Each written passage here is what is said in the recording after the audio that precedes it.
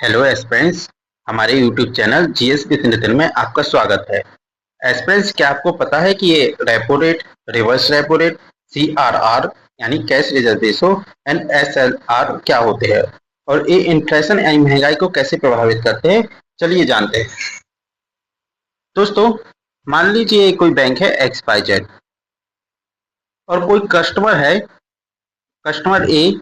जब इस bank x Y Z के पास लोन मांगने गया तो बैंक ने कह दिया कि भाई मैं तुमको लोन नहीं दे पाऊंगा क्योंकि मेरे पास खुद ही पैसा नहीं है, मैं तुम्हें लोन कैसे प्रोवाइड कर पाऊँ।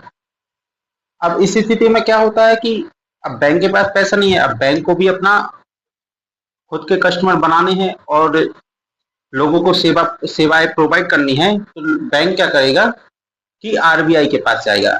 आरबीआई यानी बैंकों का बैंक, भारतीय रिजर्व बैंक। अब बैंक आरबीआई से कहेगा कि भाई आरबीआई, मुझे कुछ अमाउंट पैसा उधार दे दो ताकि मैं अपने कस्टमर्स को भी लोन प्रोवाइड कर सकूं। अब इस स्थिति में आरबीआई बैंक से कहेगा कि मैं तुमको लोन तो प्रोवाइड कर दूंगा, लेकिन कुछ अमाउंट मैं तुमसे ब्याज लूंगा। यानी कि आरबीआई बोलेगा कि मैं तुमको 4% अमाउंट पर ही लोन प्रोवाइड करूंगा, इंटरेस्ट रेट।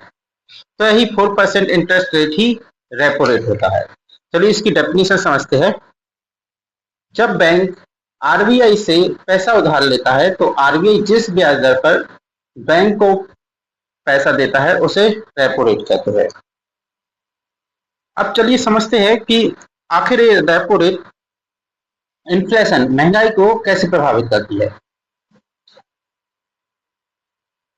मान लीजिए आरबीआई ने अपना रेपो रेट बढ़ा दिया, तो ऐसी स्थिति में क्या होगा, बैंकों के लिए कर्ज लेना महंगा हो जाएगा। जब बैंकों के लिए ही कर्ज लेना महंगा हो जाएगा तो बैंक भी अपने कस्टमर को जो लोन प्रोवाइड करेगा वो भी हाई इंटरेस्ट रेट पर प्रोवाइड करेगा। तो बैंक भी अपनी ब्याज दरें बढ़ा देगा। जब बैंक ब्याज दर बढ़ा देगा तो लोग क्या करेंगे, कस्टमर्स लोन कम लेंगे, और जब लोन कम लेंगे तो बाजार में पैसों की जो खर्च की कमी आएगी और बाजार में लिक्विडिटी का फ्लो भी कम होगा। बैंकिंग टर्मिनोलॉजी में पैसे को लिक्विडिटी यानी तरलता कहते हैं। अब ऐसी स्थिति में क्या होगा, जब बाजार में मनी का फ्लो ही कम है तो महंगाई दर भी कम हो जाएगी। ठीक है एस्पेंट्स, अब नेक्स्ट हम समझते हैं रिवर्स रेपो रेट। ठीक उल्टा, रेपो रेट का ठीक उल्टा। आरबीआई बैंकों से जिस ब्याज दर पर पैसा उधार लेता है उसे रिवर्स रेपो रेट कहते हैं। सिंपल सी कॉन्सेप्ट है।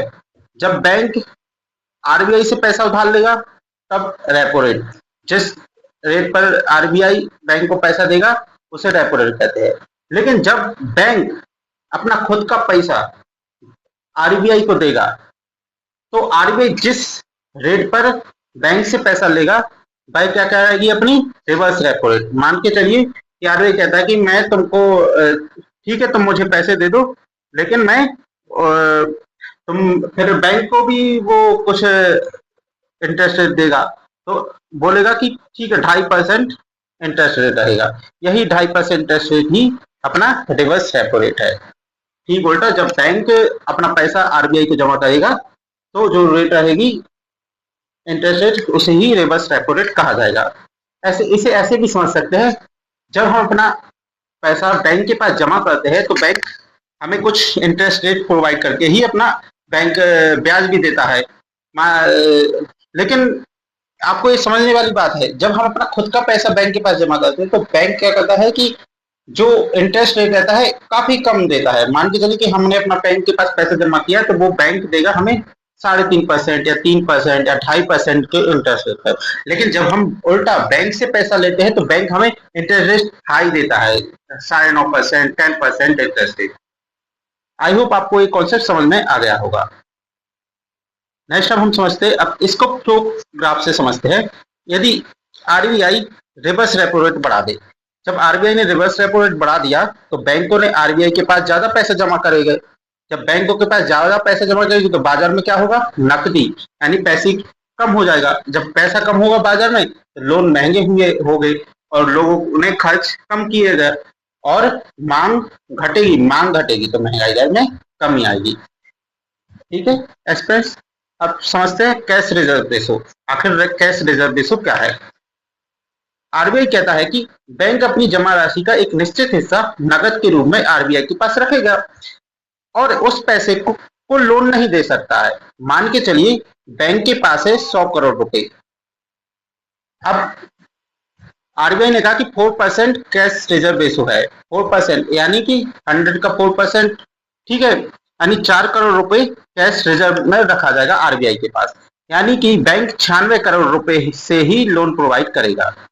समझिए आप? ठीक है, अब इसको फ्लोग्राफ भी मैंने यहाँ प्रोवाइड किया है। आरबीआई के पास यदि बैंक अधिक पैसा जमा करेगा तो बैंकों के पास लोन देने के लिए कम पैसा होगा।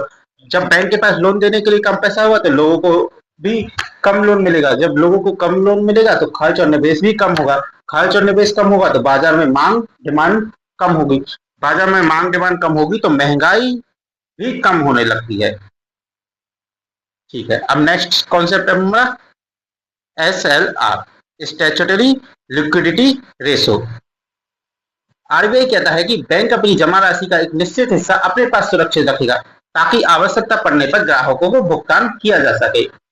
इसे सिंपल सा समझते हैं कि बैंकों के पास है, मान के चलिए 100 करोड़ रुपए, तो बैंक भी कुछ पैसा अपने पास रखेगा। जो बैंक कुछ पैसा जैसे 4% सीआरआर है तो वो क्या कहता है कि सीआरआर पे आरबीआई के पास जमा करता है, लेकिन एसआरआर में क्या होगा कि बैंक अपने पास खुद पैसा जमा करता है। तो एक निश्चित हिस्सा अपने पास सुरक्षित रखे ताकि आवश्यकता पड़ने पर ग्राहकों को भुगतान किया जा सके। तो बैंक के पास मान के 100 करोड़ है, CLR 4% है, यानी 96 करोड़ से तो लोन देगा और 4 करोड़ अपने पास बचा के रखेगा बैंक। ठीक है, अब इसका अंतर, इस पे डिफरेंस समझ लेते हैं सीआरआर और एसएलआर आखिर क्या है। पैसा आरबीआई के पास सुरक्षित रखा जाना है सीआरआर में, और एसआरआर में क्या होना है कि पैसा बैंक अपने पास रखता है, केवल कैश रखा जाता है। इसमें क्या होता है एसआरआर में कि कैश के अलावा कैश भी हो सकता है, गोल्ड भी हो सकता है, गवर्नमेंट सिक्योरिटीज भी हो सकती है। इस धन का उपयोग बैंक नहीं करते, बैंक कर नहीं सकता है। सीआरआर यानी कैश रिजर्व रेशो में है, यानी रिजर्व रखा हुआ है वो। यह धन बैंक के पास सुरक्षित रहता है लेकिन नियमानुसार वह इसका यूज कर सकता है। आई होप आपको यह वीडियो पसंद आया होगा।